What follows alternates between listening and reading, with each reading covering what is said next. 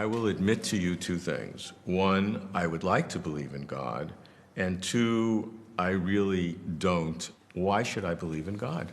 My answer to that would be very different depending on what's motivating you. In other words, is it because you feel uneasy about an option that you've never really considered?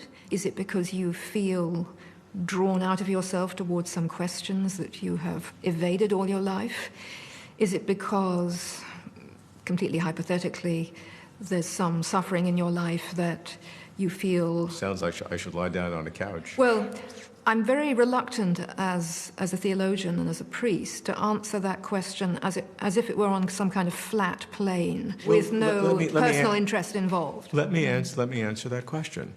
I would love to believe in God because that would give meaning to the universe and my life. It would give at least the only possible hope of a life after death.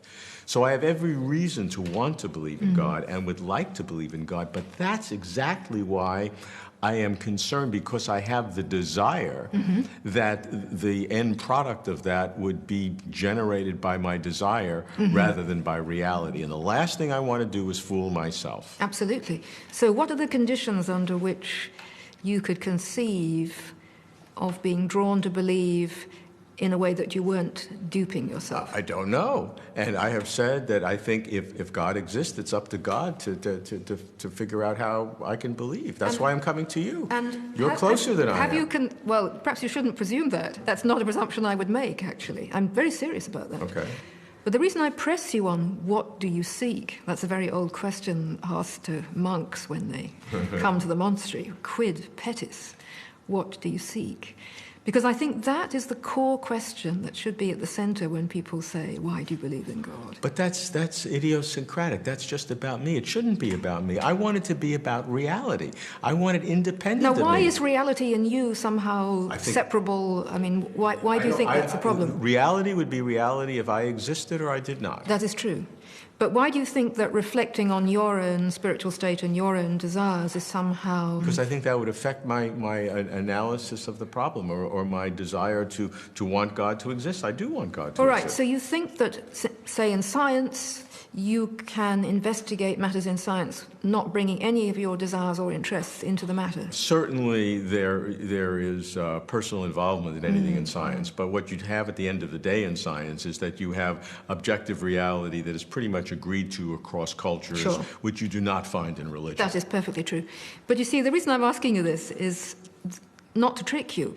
The thing I'm most interested in relation to arguments for God's existence, which I don't in any way sneer at, by the way. It's been very popular in the last generation of theology to think that arguments for God's existence are a waste of time and that we can withdraw into our kind of sectarian realms of religious practice and not bother with people who don't believe. This seems to me a tragic intellectual mistake.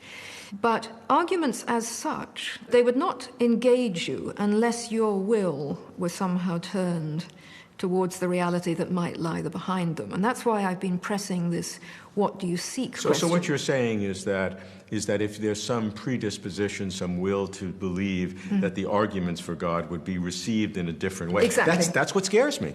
That's exactly what scares. It's what I don't want. So you think that would necessarily be a matter of self-duping? I would worry about that. Right. But what are the conditions under which that worry might be relieved? I'm still pressing you on I don't know. Let's say that God is reaching out to you in some way to work on this niggle that you have, that you would like to believe in God. And let's say that there are some arenas of your life which have a sort of element of vulnerability in them, of love, of desire, of pain, where God could get in. Under what conditions do you think that might lead to something? I have all of those, as does everyone. And if I would begin to believe in God through any one of those windows, it would make me nervous. I just don't want to be in a position of fooling myself or arrogating to myself some relationship with the spiritual realities when such is not the case. You seem to be operating with an extraordinarily individualistic notion of the intellectual life in which you and you alone are responsible for everything you do and think. So that's one problem I may have. Yes, and this strikes me as not really true to any of our intellectual endeavours. It seems to me that the reason you haven't got very far in what you say is a desire to believe in God is that you have this rather strange, abstract, arid vision of a sort of space in which you would be completely uncontaminated by any previous authoritative No, figure. I am contaminated, and every contamination I've had pushed me in the opposite direction. Away from religion, Yes. because religion has been responsible for such negative...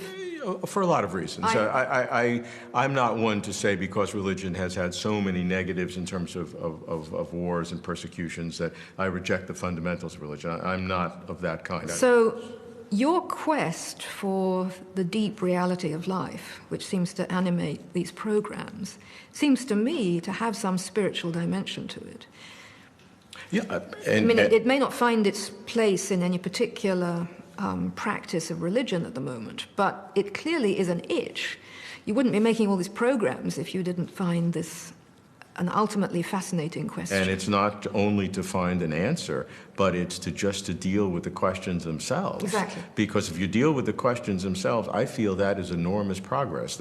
I would want to say, over against a huge number of moves in recent philosophy of religion and theology against arguments for God's existence, that I would be very happy to lay out a range of arguments why it seems to me very rational to believe in God, including profoundly experiential reasons, which I suspect that you share a little bit more than you're owning up to at the moment.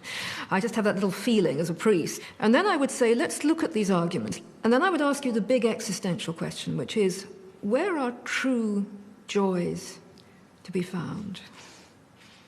Which is to circle back to that question, what are you seeking? Because if these arguments simply add up to a range of quite arid, abstract, propositional possibilities, then they're not grabbing you existentially in the way that they would if you were actually prepared to put your life on the line in terms of practices. Because I, as a priest, I, as a believer, find that it is in silent waiting on God that ultimate transcendent reality impinges on me. And every time I do that, I think of it as a kind of rehearsal for the moment when I finally have to give over control, which will be the moment when I die. And as a priest, I think rehearsing for death is actually one of the most important things we do as humans, because once we're no longer afraid of death, then we're no longer afraid of life. And you strike me as a person who's very interested in controlling what you believe in for fear that you might fall victim to some kind of Kantian heteronomy, where you would no longer be in charge, the captain of your own soul. But when you come to think of it, there's going to come a day when you're lying in bed about to die, and that possibility will no longer be a fantasy that you can maintain. So perhaps what's a little bit different about the way I approach arguments for the existence of God is to think about the context of desire, transformative practices, and ultimate longing, which ultimately I think can't be fully taken account of in terms of totting up the relative value of arguments.